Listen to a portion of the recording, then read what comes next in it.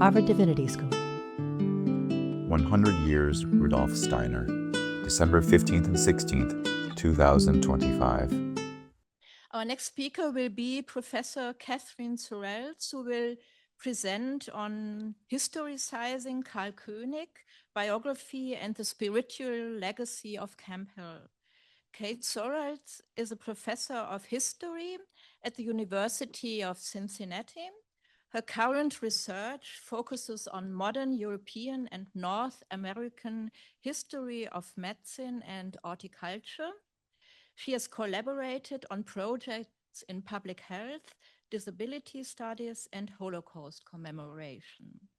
Most recently, she completed a research project on the Camphill movement and is now working to restore the historic landscape around Cincinnati's Harriet Beecher Stowe House as an educational green space for the community. Please join me in welcoming Professor Sorrels.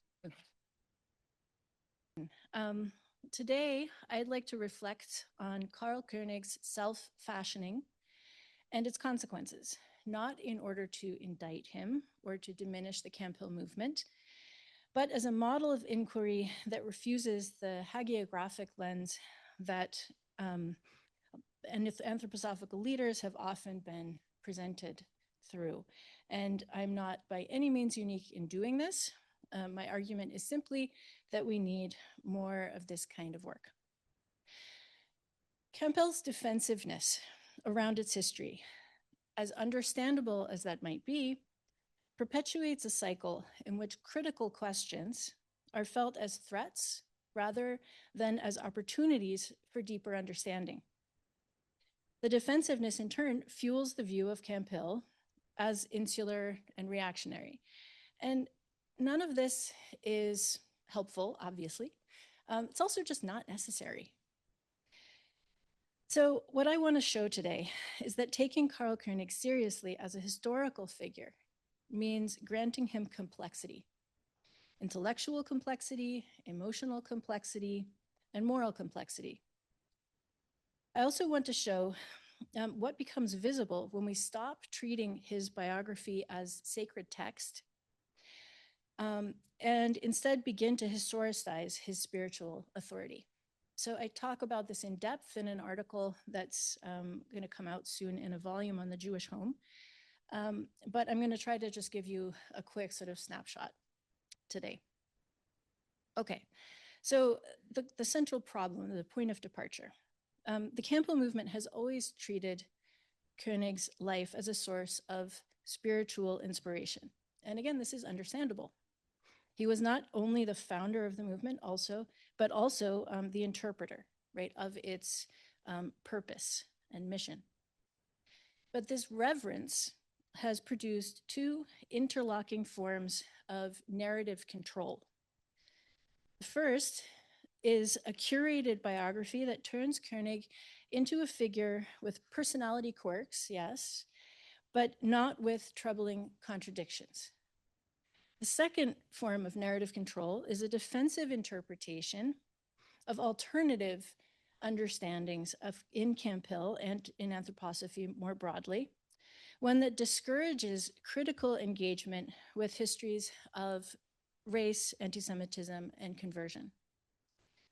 We see this dynamic not only in published biographies, but also in oral tradition, in community teaching, and even in everyday explanations of why Camphill does what it does.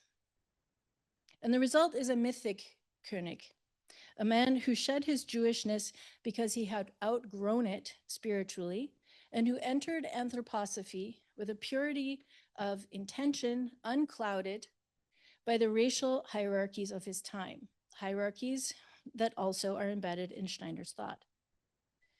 A historical König, one situated in Vienna, in Jewish Vienna, particularly in the racist climate of early 20th century Central Europe, and in his own emotional ambivalence about belonging, looks quite different.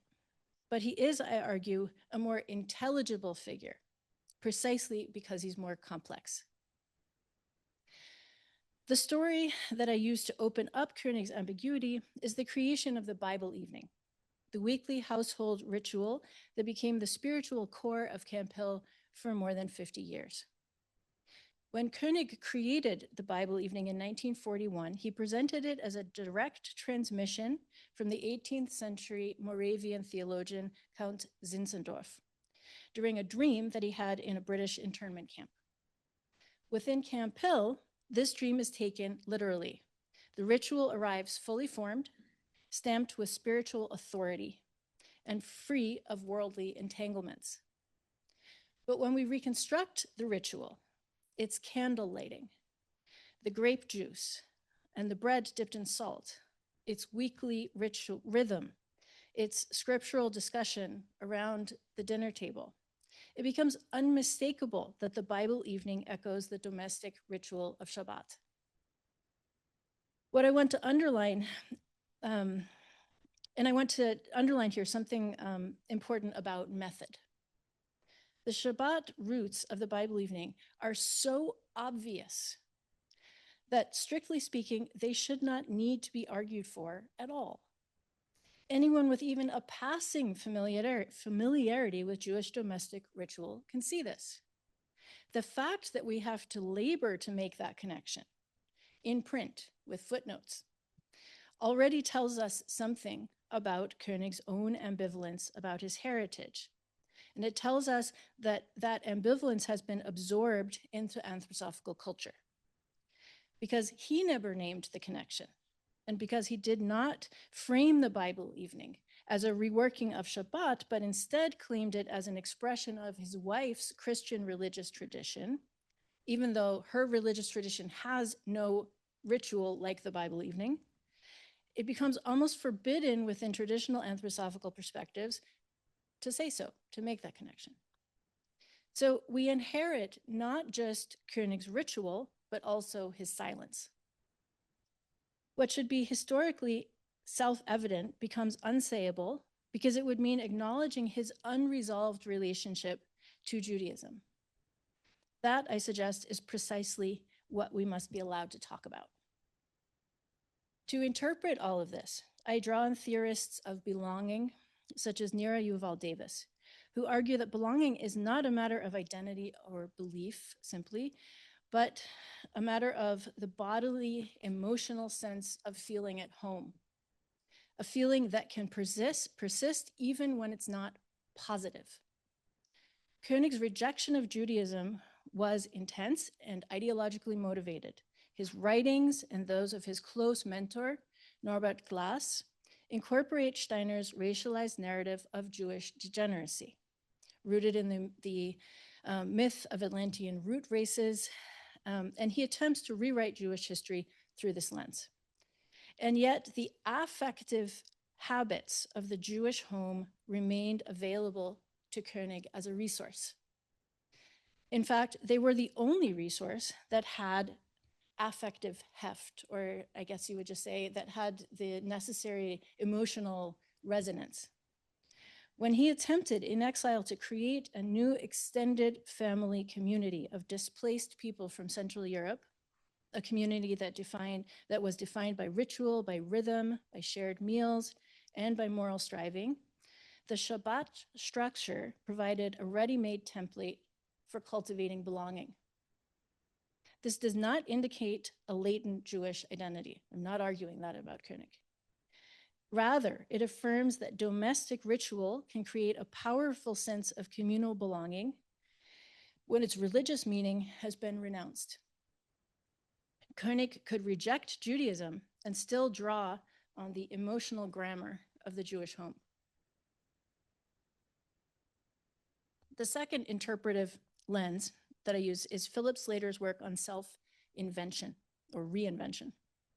Slater argues that what looks like radical change, the shift from one worldview to its opposite, is often a reshuffling of the same basic emotional and intellectual dispositions. Seen this way, König's conversions from Judaism to Catholicism, from Catholicism to anthroposophy, from bourgeois Vienna to Camphill, are variations on a theme. And what remains constant is a preference for tightly knit communities, a dislike for secular modernity, a longing for rhythms that make life feel meaningful, and an orientation toward the pre-modern world. In short, König did not transcend his past, he reconfigured it. The Bible evening, then, was a Jewish way of not being Jewish, a ritual structure transplanted into new spiritual soil. So why does all of this matter? Camphill has begun in recent decades to embrace the Jewishness of its founders, but this has often been done instrumentally to counter accusations of racism in Steiner's writings, to claim the moral high ground of having been founded by refugees, or to deflect scrutiny from König's own anti-Semitic texts. This instrumentalization of Jewishness replicates the older mythic biography by other means. It turns Jewishness into symbolic capital rather than a site of historical complexity. A particularly clear example of this dynamic and a concrete ethical problem is the status of König's lectures on Judaism and the Jewish people. These lectures are held at the Karl König archives, but not made available to outsiders. And that matters because they show König's thinking explicitly about Judaism, Jews, and anti-Semitism in ways that complicate the image of a spirituality beyond worldly failings.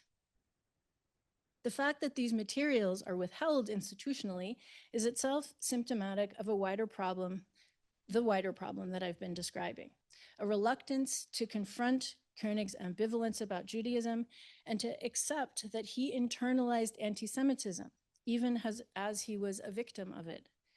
There is nothing unique about that, and it's something that we can learn a lot from. A historically grounded approach, one that acknowledges both König's Jewish background and his participation in anthroposophical racial thinking, allows Camphill to cultivate a more truthful and informed relationship to its origins. So as I close, I want to return to method. I'm not the only one here trying to create a space for respectful, critical inquiry into anthroposophy and Camphill. Others are also working to refuse both polemics and apologetics. They're seeking to historicize these movements in ways that anthroposophical institutions have often resisted. My contribution is simply one example of what becomes possible when we refuse to treat founders as untouchable, when we resist defensive accounts and allow complexity, even uncomfortable complexity, to be part of the movement's history. Camphill's defensiveness, again, is very understandable, but it perpetuates a vicious cycle. The more tightly König's memory is guarded, the harder it becomes to articulate a spiritually vibrant present that is not beholden to a mythical past or a mythologized past.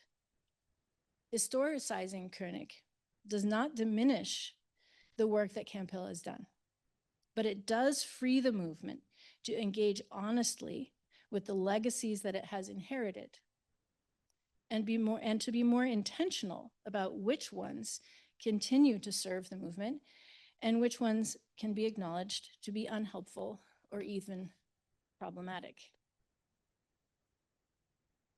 But for a moment, just to go back to the Bible evening, an invented Christian ritual with unmistakable echoes of Shabbat. It reveals how domestic Jewish practices can persist even when their bearers reject Judaism itself. It reveals, too, how belonging is transmitted not only through beliefs, but through rhythm, habit, and embodied structure. It's a fascinating window into how Camphill's founders made a new home in exile and made that home feel like home. To tell this story historically, we have to let go of the curated biography that has long shielded König from scrutiny. Doing so does not dishonor him. It allows us to see him and the movement he founded with the complexity that they deserve.